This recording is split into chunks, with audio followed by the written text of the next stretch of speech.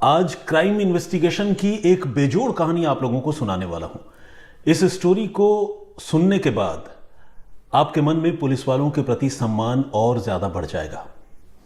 ये घटना है, ये जो लोकेशन है वो है मुंबई और तारीख है 25 अगस्त 2022। पूरी कहानी की शुरुआत होती है सोशल मीडिया प्लेटफॉर्म से। आप सब जानते हैं आज की तारीख में सोशल मीडिया पर हर कोई बहुत ज़्यादा एक्टिव है और ख़ासकर नए उम्र के लड़के लड़कियां तो बहुत ज़्यादा एक्टिव हैं ही। ऐसे ही एक सोशल मीडिया प्लेटफॉर्म पर 15 साल की एक लड़की की मुलाकात 21 साल के एक नौजवान से होती है। ये लड़की जो है वो मुंबई की ही रहने वाली है और ये जो नौजवान है वो भी मुंबई का रहने वाला है। बांद्रा ईस्ट में उसका घर है और इस नौजवान के साथ लड़की की सोशल मीडिया में मुलाकात होती है, थोड़ी बहुत बातचीत चैटिंग होती है और फिर दोनों बहुत अच्छे दोस्त बन जाते हैं और देखते ही देखते ये दोस्ती जो है वो प्यार मोहब्बत में तब्दील हो जाती है। तो एक स्कूल गोइंग चाइल्ड 15 साल की लड़की 21 साल के नौजवान संतोष मकवाना से प्यार करने लगती है।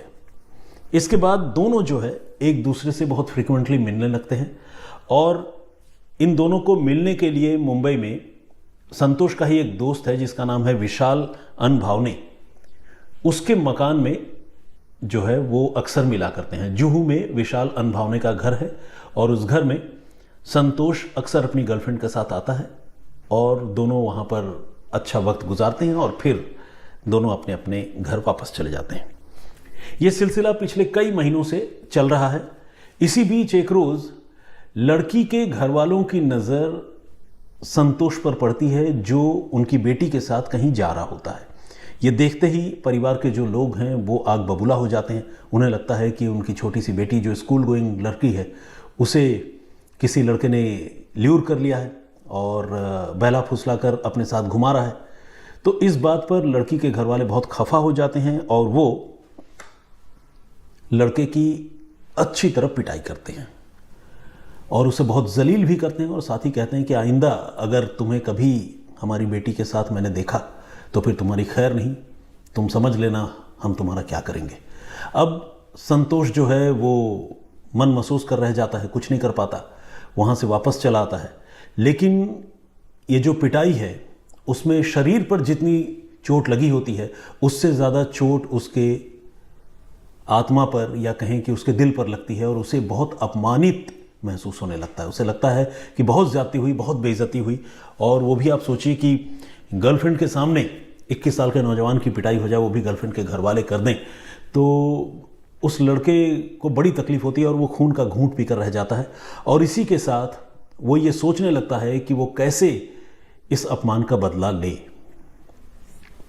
दिमाग वो चला रहा है और दिमाग चलाते चलाते वो अपनी गर्लफ्रेंड से एक बार और गुजारिश करता है कि प्लीज़ एक बार मुझसे आखिरी बार मिल लो। तुम्हारे घर वालों ने तो खैर पाबंदी लगा दी है, मेरे साथ मारपीट भी उन्होंने की, लेकिन इससे पहले कि हम अलग हो जाएं, हमारा प्रॉपरली ब्रेकअप हो, एक बार प्लीज़ मुझसे आखिरी बार मिल लो।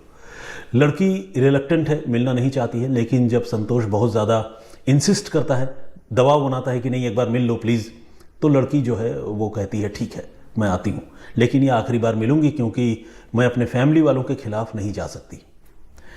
खैर वो लड़की फिर से संतोष के पास आती है और संतोष उसे अपने दोस्त जुहू में जिसका घर है विशाल अनभावने, वहाँ लेकर जाता है जहाँ पर वो पहले भी मिला करते थे। और यहाँ पर वो लड़की को समझाने बुझाने की कोशिश करता है कि भाई ऐसी क्या बात हो गई, घर वालों ने तो चलो मना कर दिया लेकिन हम साथ तो रह ही सकते हैं, घर वाले सपोर्ट नहीं कर रहे हैं तो क्या हुआ।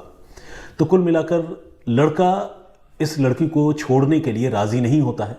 उसके मन में बदले की आग तो है ज़रूर, लेकिन वो चाहता है कि वो इस रिलेशनशिप को भी कंटिन्यू करे।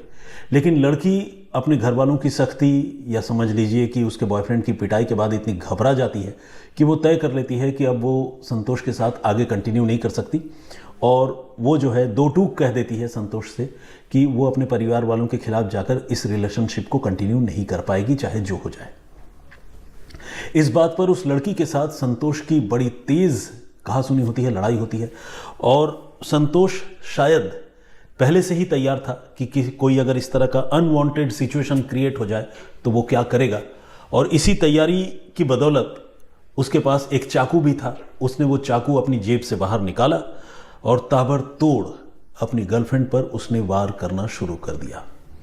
और जब वो अपनी गर्लफ्रेंड पर हमले कर रहा था, संतोष का जो दोस्त है विशाल अनभावने, वो भी वहाँ मौजूद था पास बगल वाले कमरे में। वो लौटा इन दोनों के पास, और दोनों के पास आने के बाद विशाल ने उस लड़की को काबू किया, ओवर पावर किया, पकड़ लिया। और जो बॉयफ्रेंड था संतोष, उसने उस लड़की की ताबड़तोड़ चाकुओं से, वो तब तक उस पर चाकू बरसाता रहा जब तक कि वो बेजान होकर नीचे नहीं गिर गई। तो कुल मिलाकर बॉयफ्रेंड ने, या कह लें कि जिल्टेड लवर ने, अपनी गर्लफ्रेंड की हत्या कर दी। 15 साल की स्कूली बच्ची की हत्या। अब हत्या तो कर दी, ये भी नए उम्र के लड़के थे, इनके पास भी कोई बहुत ज़्यादा एक्सपीरियंस नहीं था। दिमाग जितना चला सकते थे उतना चलाया, और उन्होंने सोचा कि अब कैसे बचें। तो बचने के लिए उनको जो तरीका समझ में आया, उनको लगा कि इस लड़की का ड्रेस चेंज कर देते हैं सो दैट ये आइडेंटिफाई ना हो पाए। तो उन्होंने फिर लड़की की लाश जो है, उस लाश के सारे कपड़े चेंज कर दिए। स्कूल ड्रेस पे आई थी वो लड़की, लेकिन स्कूल ड्रेस निकाल कर उतार कर अलग रख दिया, और लड़की को विशाल के ही कपड़े, जिसके घर में यह हत्या हुई थी, उसी के कपड़े पहना दिए। और पहनाने के बाद एक बड़े से सूटकेस में उसकी लाश भर दी।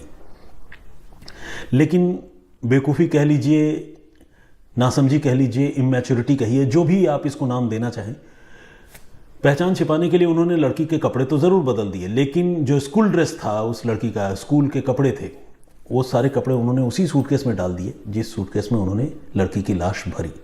और फिर उस सूटकेस को उन्होंने अच्छी तरह से पैक किया, और पैक करके जुहू से निकले, और फिर अंधेरी पहुँचे, और अंधेरी से विरार की तरफ जो लोकल ट्रेन या लोकल ट्रेन की लाइन है जो गुजरती है, उस तरफ जाने वाली एक लोकल ट्रेन में दोनों सवार हो गए। दोनों लड़के, संतोष और विशाल, और उनके साथ सूटकेस में बंद संतोष की गर्लफ्रेंड की लाश। इसके बाद ये दोनों लड़के मुंबई में विरार के रास्ते में एक जगह है नया गांव, वहाँ उतरे, और नया गांव में उतरने के बाद वहाँ से और आगे गए एक और लोकेलिटी जिसका नाम है परेरा नगर। उस परेरा नगर में उनको एक जगह पर घने जंगल दिखाई पड़े, और वो जगह जो है वो आबादी से थोड़ी दूरी पर थी, और उसी जंगल में उन्होंने ये सूटकेस जो है फेंक दिया। और सूटकेस फेंक देने के बाद ये दोनों लड़के वापस फिर से ट्रेन के सहारे जो है, ट्रेन में ही बैठकर वसई की तरफ आए। उधर घर वाले अपनी बेटी को ढूंढ रहे थे, क्योंकि बेटी 25 अगस्त को स्कूल जाने की बात कहकर निकली थी। 25 अगस्त 2022, यानी पिछले साल की यह घटना है। अगर मैंने पहले ना बताया हो तो एक बार मैं यहाँ पर बता देना चाहता हूँ, इसको काइंडली मतलब रजिस्टर कर लें, मतलब अपने जहन में रखें आप। तो खैर, तो 25 अगस्त को वो लड़की गायब हो गई थी। घर वाले परेशान थे एक दिन पहले, और वो ढूंढ रहे थे अपनी बेटी को। उन्होंने थाने में रिपोर्ट भी लिखवाई थी, लेकिन लड़की नहीं मिली, तो और ज़्यादा परेशान हो गए। इस बीच लड़की की तो हत्या हो चुकी थी, आपको सब पता है। 26 अगस्त को, यानी एक दिन बाद, उस सूटकेस पर परेरा नगर में लोगों की नज़र पड़ी। वो सूटकेस जिस तरह से एक डेजर्टेड एरिया में, जंगली जगह पर रखा हुआ था, उसे देखकर ही लग रहा था कि शायद इसके पीछे कोई साजिश है, और सूटकेस में कोई ऐसी चीज़ है जो नॉर्मल नहीं है। ऐसा लोगों के मन में उस सूटकेस को देखते ही ख्याल आया। हो सकता है कि कुछ खून के धब्बे या कतरे भी लोगों को उसमें नज़र आए हों। तो लोगों ने पुलिस को फ़ोन किया, और जब पुलिस मौके पर पहुंची और सूटकेस को तमाम लोगों की मौजूदगी में खोला गया, तो वही बात निकली जिसका लोगों को डर था। सूटकेस में 15 साल की एक लड़की की लाश ठूंस कर भरी गई थी, और लाश पर चाकुओं के जख्म के निशान थे, खून था। क्लियर कट ये मामला मर्डर का था जो पुलिस ने देखा। और उस सूटकेस की जब पुलिस ने जांच की, तो पुलिस ने देखा कि सूटकेस में उस लड़की की डेड बॉडी के साथ ही एक स्कूल की ड्रेस भी जो है वो भी स्टैश की हुई है, यानी ठूंस कर रख दी गई है, सूटकेस के अंदर पड़ी है। पुलिस ने वो स्कूल ड्रेस रिकवर की, डेड बॉडी को रिकवर करके पोस्टमार्टम के लिए भिजवाया, और स्कूल ड्रेस की जांच करके पुलिस ने स्कूल के बारे में पता लगा लिया। अब जब स्कूल के बारे में पता लगाया, तो फिर पुलिस स्कूल पहुंची, और स्कूल पहुंचने के बाद जो लड़की स्कूल आनी थी नहीं आई, जिसके माँ बाप उसको ढूंढते हुए स्कूल भी पहुंचे होंगे, फिर उन्होंने रिपोर्ट लिखवाई होगी। उस परिवार के बारे में पुलिस को स्कूल से पता चला, उसके घर वालों को पुलिस ने इन्फॉर्म किया और कहा कि हमें एक डेड बॉडी मिली है, काइंडली आप एक बार आइए और पहचानने की कोशिश कीजिए, कहीं ये आपकी बेटी की लाश तो नहीं है। तो खैर घर वाले भी कलेजे पर पत्थर रखकर पहुंचे पुलिस के पास, पोस्टमार्टम हाउस गए और वहां उन्होंने देखा कि वाकई ये उन्हीं की 15 साल की बेटी की लाश थी जो एक रोज़ पहले स्कूल के लिए निकली थी। घर वाले बहुत डिसअपॉइंटेड हो गए, रोने पिटने लगे, बहुत दुख में डूब गए।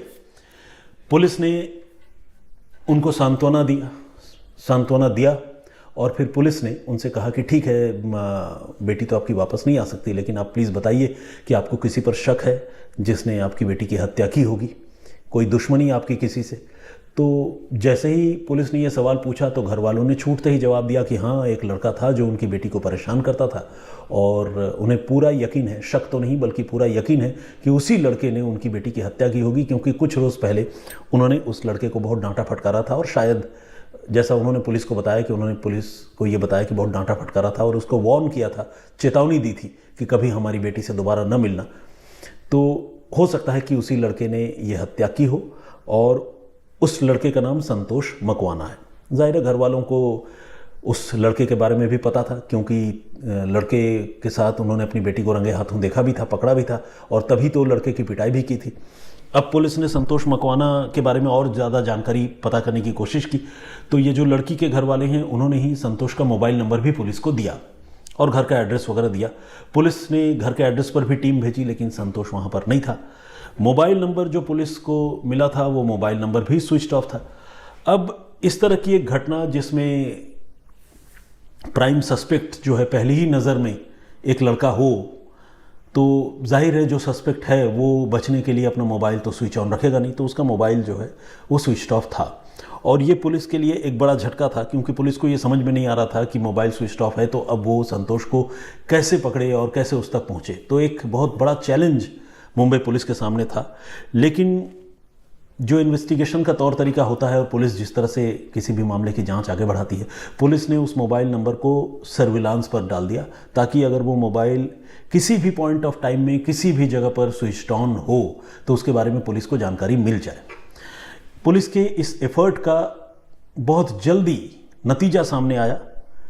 26 अगस्त की ये बात है। 27 अगस्त को पुलिस ने ये देखा कि मोबाइल जो है वो सिर्फ 10 सेकंड के लिए स्विच ऑन हुआ। अब जैसे ही पुलिस को पता चला कि मोबाइल स्विच ऑन हुआ है, सर्विलांस के लिए उस मोबाइल को लगाया गया था, तो पुलिस ने फौरन ये पता करने की कोशिश की कि वो मोबाइल फ़ोन किस जगह स्विच ऑन हुआ, मुंबई के किस कोने में। लेकिन जब पुलिस ने सर्विस प्रोवाइडर से और तमाम जो दूसरे रिसोर्सेज हैं उससे पता किया कि भाई मोबाइल कहाँ पर स्विच ऑन हुआ है, तो उनको पता चला कि फ़ोन मुंबई में नहीं बल्कि गुजरात की राजधानी अहमदाबाद में है। अब अहमदाबाद में किस जगह है, उसके टावर की लोकेशन पुलिस ने पता करने की कोशिश की, तो पुलिस को यह पता चला कि अहमदाबाद में बिल्कुल रेलवे स्टेशन पर जो टावर है उस टावर के साथ ये मोबाइल फ़ोन कनेक्टेड हुआ था सिर्फ 10 सेकंड के लिए और फिर स्विच ऑफ हो गया। और जब ये फ़ोन स्विच ऑन हुआ वो टाइम था 5:42 42 5:42 सुबह के वक्त। अब पुलिस को ये लगने लगा कि हो सकता है कि ये जो संतोष मकवाना है जिस पर कत्ल का इल्ज़ाम है और उसका साथी विशाल वो भी फरार है, तो ये जो दोनों लड़के हैं ये हो सकता है कि ट्रेन से बैठकर मुंबई से चले गए हों और अहमदाबाद में ही उतरकर कहीं वो छिपने की कोशिश कर रहे हों। तो पुलिस की टीम ने अहमदाबाद टीम से कांटेक्ट किया, गुजरात पुलिस से कांटेक्ट किया मुंबई की टीम ने, और रेलवे स्टेशन के आसपास जितने सीसीटीवी कैमरे हैं वो रेलवे स्टेशन के गेट्स पर लगे कैमरे थे, फिर आसपास के लॉज, होटल, रास्तों पर, उन सारे सीसीटीवी कैमरों की फुटेज पुलिस ने स्कैन करने की शुरुआत की। लेकिन आपको जानकर हैरानी होगी और थोड़ी निराशा भी शायद हो कि बड़ी मशक्क़त करने के बावजूद पुलिस को गुजरात में अहमदाबाद रेलवे स्टेशन के आसपास किसी भी सीसीटीवी कैमरे में ये लड़के नज़र नहीं आए। न तो वो ट्रेन से उतरते हुए दिखे, न कहीं बाहर जाते हुए दिखे, न किसी लॉज में, न रेस्टोरेंट में, कहीं पर भी वो लड़के नज़र नहीं आए किसी भी सीसीटीवी फुटेज में। अब पुलिस के लिए ये चैलेंज और बड़ा हो गया, क्योंकि उन्हें समझ में नहीं आ रहा था कि अगर ये लोग गुजरात गए तो फिर गुजरात में गायब कहाँ हो गए। तो खैर पुलिस अपना दिमाग लगा रही थी और इसी कड़ी में पुलिस इस नतीजे पर पहुंची इन्वेस्टिगेट करते करते कि वसई से एक ट्रेन जो है वो राजस्थान की तरफ जाती है और वो अहमदाबाद गुजरात होते हुए जाती है और वो ट्रेन बेंगलुरु कर्नाटक से चलती है। और ये जो दोनों लड़के हैं ये बहुत मुमकिन है कि उसी ट्रेन में सवार होकर गुजरात राजस्थान की ओर गए हैं, क्योंकि सुबह 5:42 पर जब ये मोबाइल फ़ोन स्विच ऑन हुआ 10 सेकंड के लिए और फिर स्विच ऑफ हो गया, वो उस ट्रेन के अहमदाबाद में रुकने का समय है। अब पुलिस को ये बात समझ में आने लगी कि वो दोनों लड़के रेलवे स्टेशन पर थे तो ज़रूर, लेकिन प्लेटफॉर्म पर नहीं थे, गाड़ी से उतरे नहीं थे, बल्कि ट्रेन में ही बैठे थे। वो ट्रेन जो बेंगलुरु से वसई होते हुए राजस्थान की तरफ जा रही है और ये ट्रेन कुछ देर के लिए जब अहमदाबाद में रुकी थी, इत्तेफाक से उसी वक्त इन लड़कों से वो मोबाइल फ़ोन 10 सेकंड के लिए स्विच ऑन हो गया था। अब पुलिस जो है वो और मुस्तैदी से उसने इस मामले की जांच शुरू की और पुलिस ने पूरे रूट की स्कैनिंग करने की शुरुआत की, वसई से लेकर आगे गुजरात राजस्थान की तरफ जहां तक ट्रेन जाती है पूरे रूट की स्कैनिंग करने की शुरुआत की और खासकर सीसीटीवी कैमरे के फुटेज जो है पुलिस ने चेक करने की शुरुआत की। और जब पुलिस ने इस एक्सरसाइज को आगे बढ़ाया तो पुलिस को जो है एक और अहम जानकारी मिली, एक और अहम सीसीटीवी फुटेज पुलिस के हाथ लगा, जिससे इस मामले की तफ्तीश थोड़ी और आगे बढ़ी। पुलिस ने देखा कि ये दोनों लड़के वाकई कत्ल वाले दिन ही, यानी जिस रोज़ ये हत्या हुई थी 25 अगस्त को, उसी दिन इन्होंने जो है वो ट्रेन बोर्ड किया था वसई से, और वसई से ट्रेन में जो इंजन है उसके जस्ट बाद वाले बोगी में संतोष और विशाल चढ़े थे और दोनों ट्रेन में चढ़ते हुए साफ साफ सीसीटीवी कैमरे में नजर आ रहे थे। अब पुलिस के पास एक इंपॉर्टेंट क्लू मिल चुका था, जिसमें पुलिस को यह पता चल गया था कि कौन से नंबर की ट्रेन पे, कब कहां से चलने वाली ट्रेन पे ये दोनों लड़के किस बोगी में सवार हुए। अब एक तरह से ये पिन पॉइंट इंफॉर्मेशन था। पुलिस ने ये सारी जानकारी अहमदाबाद और उसके आगे जितने रेलवे स्टेशन हैं उसके तमाम रेलवे स्टेशन के पुलिस से शेयर की और कहा कि आप लोग प्लीज़ सीसीटीवी फुटेज देखिए, चेक कीजिए, ट्रेन को चेक कीजिए कि कहीं इस एज ग्रुप का या इस तरह दिखने वाला कोई लड़का आपको नज़र आता है या नहीं। तो अहमदाबाद मतलब गुजरात और राजस्थान की पुलिस, रेलवे पुलिस लगातार उस इलाके में जितने भी रेलवे स्टेशन हैं खासकर वहाँ के सीसीटीवी कैमरे चेक करती रही, लेकिन काफ़ी कोशिश करने के बावजूद और एक एक्सटेंसिव एक्सरसाइज करने के बावजूद कोई फ़ायदा जो है वहाँ की पुलिस को नहीं मिल पाया और इन दोनों लड़कों के बारे में कोई जानकारी नहीं मिली। तफ्तीश आगे बढ़ रही थी लगातार। इसी क्रम में मुंबई पुलिस को ये पता चला, मुंबई पुलिस ने यह भी सोचा कि आखिर ये दोनों लड़के अहमदाबाद, गुजरात या राजस्थान की तरफ क्यों गए, किसी और दिशा में क्यों नहीं गए। जब पुलिस ने इस एंगल पर सोचा और पता किया तो पुलिस को यह पता चला कि ये जो संतोष मकवाना है जिस पर कत्ल का इल्ज़ाम है, उसकी दादी अहमदाबाद से 146 किलोमीटर दूर पालनपुर में एक गाँव में रहती है। पुलिस को जब ये जानकारी मिली तो पुलिस को लगने लगा कि हो ना हो ये दोनों लड़के ज़रूर पालनपुर में ट्रेन से नीचे उतरे होंगे। उसके बाद पुलिस ने पालनपुर रेलवे पुलिस से कांटेक्ट किया, मुंबई पुलिस ने, और उनसे कहा कि आप एक बार सीसीटीवी फुटेज चेक कीजिए, कहीं ये दोनों लड़के ट्रेन से नीचे उतरते हुए आपको अगर दिखे तो।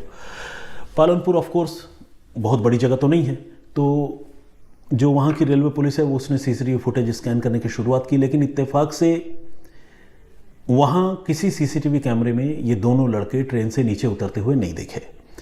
शायद सीसीटीवी कैमरे का एंगल कुछ ऐसा रहा हो कि दोनों लड़के उतरकर किसी और रास्ते से निकल गए हों और वहाँ पुलिस को पता न चला हो, यह भी हो सकता था। क्योंकि अगर इन लड़कों का कोई हाइड आउट या छिपने का अगर कोई ठिकाना हो सकता था जो पुलिस को अब तक की तफ्तीश में समझ में आया, वो पालनपुर में उनके दादी का घर ही हो सकता था।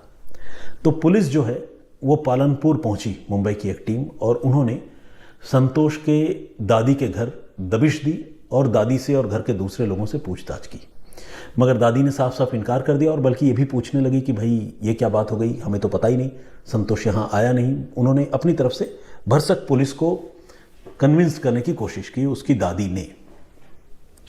लेकिन पुलिस को संतोष की दादी के बॉडी लैंग्वेज से, उनके बातचीत करने के तौर तरीके से ये शक होने लगा कि शायद ये बुजुर्ग महिला झूठ बोल रही है अपने पोते को छिपाने के लिए और उसके गुनाहों पर पर्दा डालने के लिए।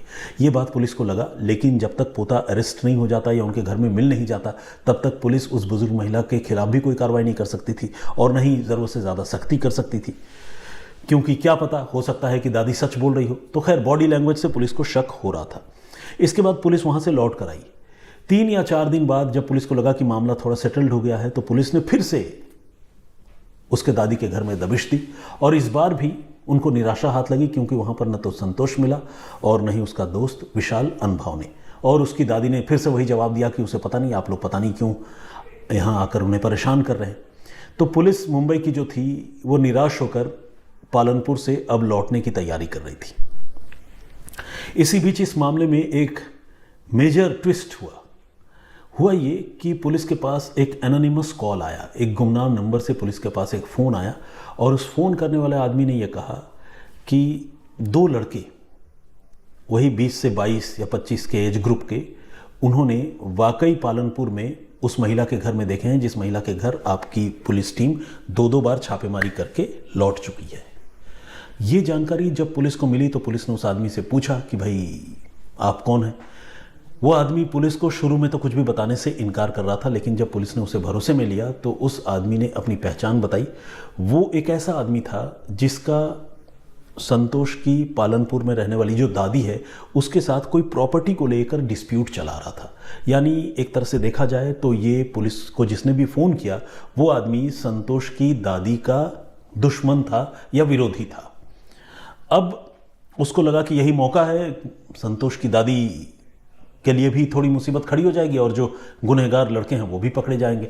और उसने कुछ यही सोचकर पुलिस को खुफिया तरीके से फ़ोन कर दिया। और जब इस बार पुलिस को फ़ोन किया और बिल्कुल पिन पॉइंट इन्फॉर्मेशन पुलिस को मिली, पुलिस का भी कॉन्फिडेंस बढ़ा, तो पुलिस की टीम ने तीसरी बार संतोष की दादी के घर पालनपुर में दबिश दी और इस बार इत्तेफाक से संतोष और विशाल दोनों वहाँ पर मिल भी गए।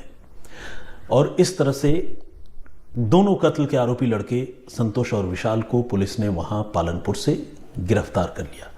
इस गिरफ्तारी के लिए पुलिस को 3-4 दिन की मेहनत ज़रूर करनी पड़ी। हज़ारों किलोमीटर का सफ़र पुलिस को तय करना पड़ा। हज़ारों किलोमीटर में लगे सैकड़ों सीसीटीवी फुटेज पुलिस ने स्कैनिंग की, कैमरों की फुटेज पुलिस ने स्कैनिंग की और लगातार मोबाइल को ट्रेसिंग पर पुलिस ने लगा कर रखा। शुरू से ही इस मामले में पुलिस के लिए इतना तो क्लियर था कि कत्ल जो है वो संतोष मकवाना ने ही किया है, लेकिन संतोष को जब तक गिरफ्तार नहीं कर लिया जाए, जब तक उससे पूरी कहानी सुन नहीं ली जाए, तब तक जो है पुलिस भी किसी फाइनल कंक्लूजन पे नहीं पहुंच सकती। तो इसीलिए पुलिस का संतोष को पकड़ना भी बहुत ज़्यादा ज़रूरी था और अगर वो गुनहगार था फिर तो पकड़ना ज़रूरी था ही, क्योंकि उसे सज़ा भी दिलाना था। तो इस तरह से पुलिस ने आखिरकार तकरीबन 4 से 5 दिनों की मशक्क़त के बाद, बल्कि मैं तो कहूँगा 1 हफ्ते की मशक्क़त के बाद, क्योंकि एग्जैक्ट उसकी अरेस्टिंग का डेट मुझे नहीं पता है, 25 अगस्त को हत्या हुई थी और इसके बाद वो पकड़ने की कोशिश इन लोगों ने शुरू की और तकरीबन हफ्ते भर के बाद पुलिस दोनों कातिलों को गिरफ्तार करने में कामयाब हो गई।